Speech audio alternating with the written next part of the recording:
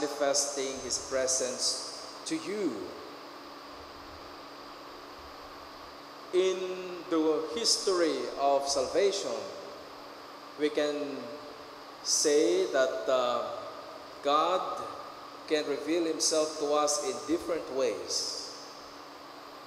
Itong narinig natin ngayong hapon, nakita natin kung paano si Elijah ay pinakinggan ng Diyos doon at doon. Sabihin, at the very moment, God listened to him and manifested His great power.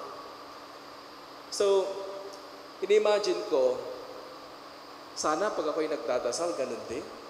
No? When I pray like Elijah. Like, Lord, bigay mo naman sa akin yung 50 million sa jackpot ng loto.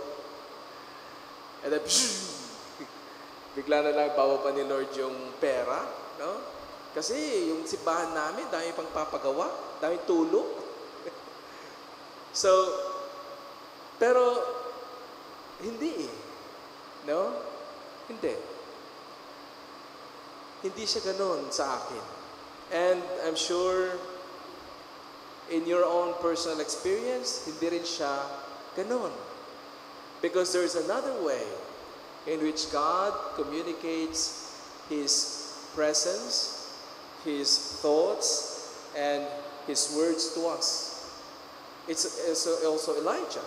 Sabi niya is, God comes in this little wind or whisper. No?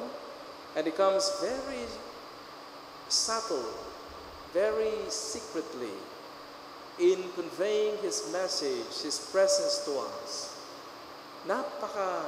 Parang as if you don't even know that He is already there. It's very subtle kind of presence. So, most likely, yun yung experience natin sa Panginoon. Kasi, kapag tayo po ay nagdadasal, when we ask something from God, God doesn't just give us that request just like what happened to Elijah. It's like an impossible thing. But God can do that as well. So, in our relationship with Him, sa relasyon natin sa Panginoon, makikita din natin na God comes in the form of order sa buhay natin. Inaayos niya yung buhay natin. Inaayos niya yung mga relasyon natin, yung mga problema natin sa ating sarili. No? He's trying to put things in order. And all these orders has sabihin natin, naayon sa kagustuhan ng Diyos. At ano ito yung mga kagustuhan ng Diyos na gusto yung ayusin sa ating buhay? That sometimes we've been praying for a long time. Lord, alisin mo naman itong ugali kong ito, masyado akong sensitive. No? Meron ako narinig na konti, nasasaktan ako. O Lord, alisin mo naman itong ugali ko na masyado akong madamot. Parang ayaw kong magbigay. No? Magbibigay man ako, ang dami kong reklamo.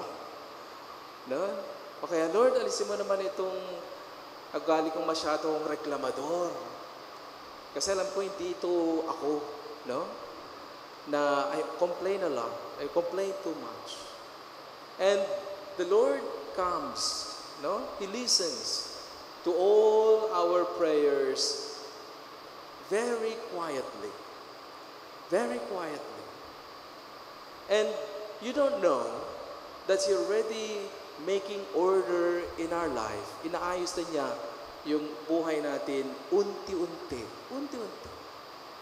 No? Kaya, ang isang tao, kapag makita mo na talagang sabihin niya, okay, ngayon talagang aayusin ko yung relasyon ko sa Panginoon. Now, when you make the decision to make your life in line with God, makikita mo, unti-unti, lahat ng mga bagay sa buhay mo naaayos din. No? Naayos din. God is putting them in order because you put Him first. So, itong mga bagay na ito ay talagang gusto ng Panginoon na maayos yan. Pero kailangan nating maghintay. No? Kailangan nating hintayin yung panahon na kung saan kaya natin at pinapayagan na natin ng Diyos na ayusin ang ating buhay. At isa sa mga bagay na gustong ayusin ng Panginoon ay yung mga bagay na hindi naayon sa kanyang kagustuhan. So, in the gospel today, we can see here that in the time of Jesus, there were so many laws. Ano ba itong mga batas na ito? Bakit nagagawa itong mga batas na ito? Ang mga batas ay ginagawa para sa tao, no? For example, merong ano bang problema natin dito sa Don Antonio? Nababasa ko sa Bible natin ay mga nagpa-park na mga sasakyan sa kung saan-saan. Tama ba? Pagkikita mo sa Bible, kaninong sasakyan yung nakapark sa harapan namin? No? And then, tatawag nila sa security guard. Tapos, pupunta sa security guard at sasabihin ng may-ari, bakit? Binili niyo ba yung kalsada? Inyo ba yung kalsada? So, ang gagawin ng tao is to put laws into those situations. So, laws were made for man. No? Laws were made for man.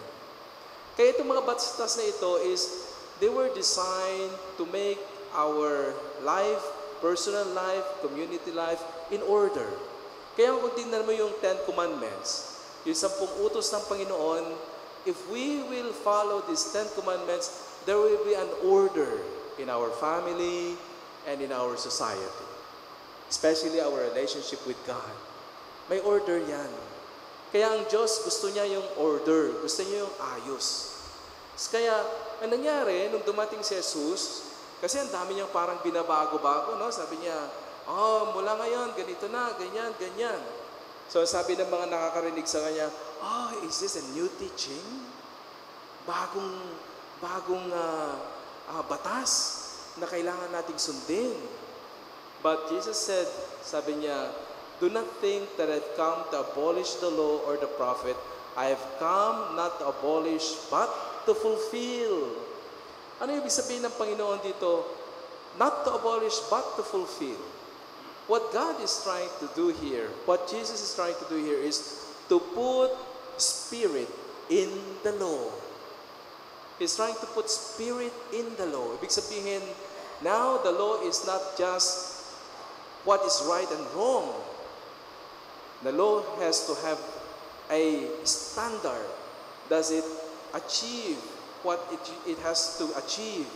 And ano itong kailangan niyang achieve is the law of love. Yung bang batas na yan ay tinuturuan tayong maging mapagmahal. No? Kaya yung problema natin dito sa Don Antonio, kahit na ilagyan mo ng 10 security guard na iikot-ikot yan, hindi yan masosolve. Kasi meron at meron pa rin magpapark kung saan-saan. The one thing that solve the problem is when people will start to think of others because of their love for other people. Ano kayang feeling mo kung gagawin din nila ito sa'yo? No? Anong pakiramdam mo kung sa'yo naman gawin ito? So, kung ayaw mong gawin nila ito sa'yo, then wag mo nang gawin. That's the spirit of love. Merong pagmamahal doon sa batas. Kaya si Jesus, sabi niya, hindi ko yan buburahin, hindi ko yan aalisin. Sabi niya, I will make it sure that in my life, I will fulfill it using the law of love. Kaya lagi niyang sinasabi, there are always laws. For example, Sabbath. No, sabi sa Sabbath, do not work, do not heal, do not touch anything. That's the law. Pero sabi ng Panginoon, what about those who are in need? Where is the love? Nasaan yung pag-ibig doon? Unahin mo ba yung batas o yung taong nangangailangan? No? Dito sa atin, usong-uso yan. Sabihin ng mga ospital, down muna. No? Down muna. Pag walang down, di namin aasikasuhin yung pasyente nyo. There's no love. That's the law. But there's no love. So sa atin, my brothers and sisters who are listening to God, yung mga batas na binibigay natin sa ating sarili, batas natin sa ating kapaligiran, lagi isipin mo muna, ito ba yung nagmumula, ginagawa ko ba ito dahil ako'y nagmamahal? No? O gusto ko lang ma-fulfill yung gusto ko dahil yun ang gusto ko, kahit na hindi yun ang gusto nila. No, if there is love, no, in the law, there's also dialogue. Pakinggan mo rin yung side nila bago ka magbigay ng mga batas na ganyan. So yan si Jesus, no? That's Jesus. He always initiates, He always listens, and He is very patient in waiting, in listening. Until, no, people will be convinced that what He is proposing is for their good, for their salvation, and for them to enter the kingdom of God. So yun yung way ni God para makipag-usap sa atin. Laging merong pagmamahal.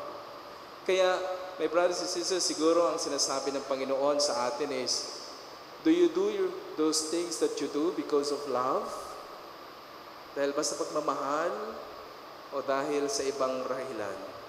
Kapag hindi yan dahil sa pagmamahal, God is asking us to go deeper, search Him inside us, so that we may find Him as a source of love to everything that we do. Amen.